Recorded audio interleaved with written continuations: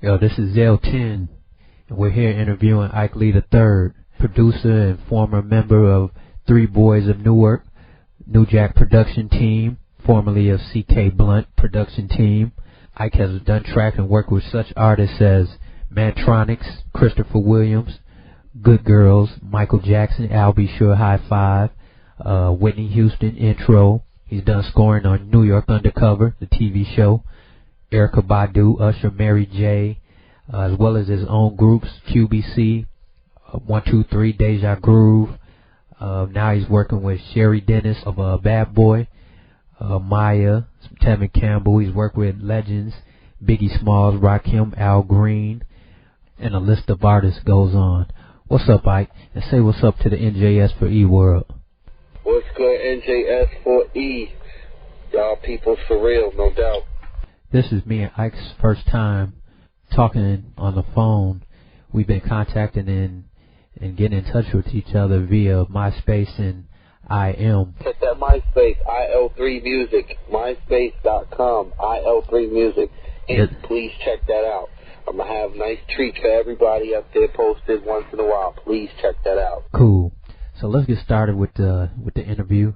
Basically, I just want to go through your discography and pretty much just do like a timeline of the things that you've worked on, starting, from the beginning of your career, going through the New Jack Swing era, and through all the changes in music up until now, and the things that you were working on.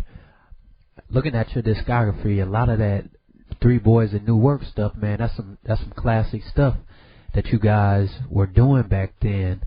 Thank you. Thank you. I appreciate that. That's a unique story how a lot of that happened. So yeah, we just gonna start from the beginning, man. Just tell everybody how you really got your start in the business, up to the point where you hooked up with Bryce Wilson and you got with Vincent Herbert and Kiama Griffin of Three Boys of Newark.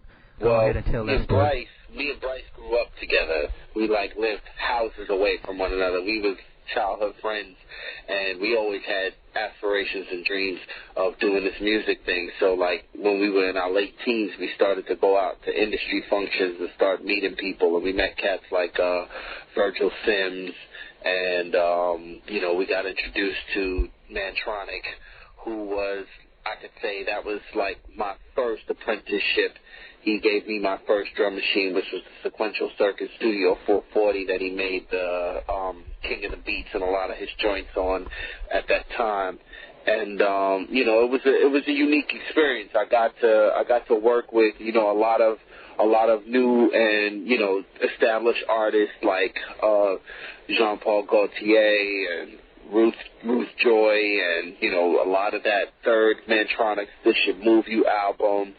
Things like that. It was a cool experience. Things didn't work out as well as I planned, but it was all good at the end of it because I was getting somewhere, and that was my main goal. My main goal was to make a mark in the industry and try to break through the doors and make something happen for myself. I knew I had a gift that God gave me, so I just needed that avenue that somebody would trust and open the doors for me and let that start to flourish and happen, Cool. So that was around 88, 89? Yeah, around 88, 89 when we both got out of high school. Now, what happened with the credits on that Mantronix album? I know someone in a forum, I can't remember who, asked about the credits on those. Yeah, it was a records. little crazy. That was kind of one of the reasons why I left. Little things would happen where, Mantronix would be in the studio working on stuff, or would be stuff that we worked on together, and in the end result, either my name was placed in a minuscule level as to the contribution that I added, or it wouldn't be placed at all. But, I'm not even looking in hindsight. I'm not even, and even at that time, after a while, it hurt for a second, but at that time I knew what God gave me was a greater gift, and it was just, it was dues being paid, and at the same time, I knew that what I was given was not all I had, so I didn't have to worry about that. God gave me that message, don't worry about that. Right. This may have happened here, but you're going to have a whole lot more that's going to come that's going to be the way it needs to be. So, I took the experience as what it was, made the most of it, and when it was time for me to part, I parted.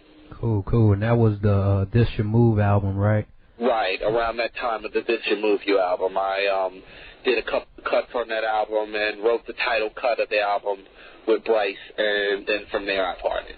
Now, the Roof Joy and the Jean-Paul Gaultier, was that all through Mantronics, or was that before Mantronic getting... No, that was all through Mantronic. What had happened with the Roof Joy was she came into town based off of the King of the Beats record that he had did that was really exploding on the UK side and at that time, and wanted some of those kind of treats.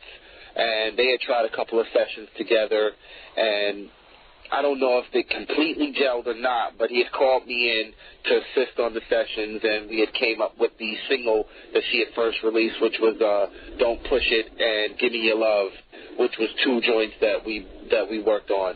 Oh, okay. The Don't Push It joint was one that I really kind of birthed and brought into place, and the Give Me Your Love was a joint that we both worked on together, and they revamped it out at the end. Okay. You and Bryce were in a group called QBC, right? Yes, we were. Was that was right before you got with Vincent Herbert and Kiama Griffin of Yes, it was. Three Yes, Boys? It was. Actually, that was the first group or first kind of, you could say, industry involvement I ever had.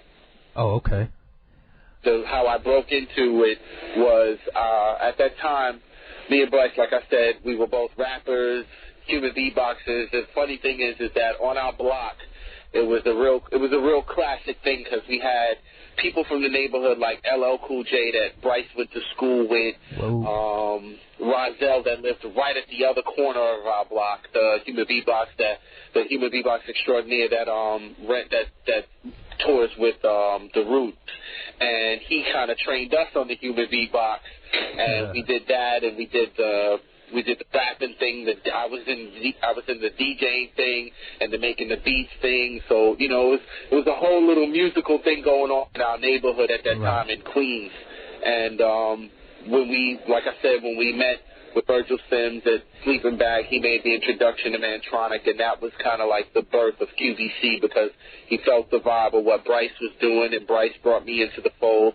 Then he felt my vibe, and then we created the group, and everything just started to take place from there. Cool. Bryce later on went on to start the group Groove Theory with Emile LaRue. Correct. And I see you have Emile LaRue on your Deja Groove album. Obviously, you knew her from way back when, so that I guess that was no problem getting her on that record. No, not at all. Actually, when me and Bryce met Emile, it was at the same time through some business that we was doing over at Zomba Entertainment, because she was an intern at the time working for a publishing exec by the name of Karen Durant, who further went on to work at Almo Irving and so on and so forth. So that was our first introduction, and her and Bryce had met up and gelled, and that's how Groove Theory formed, and the whole alliance between us and myself had formed up.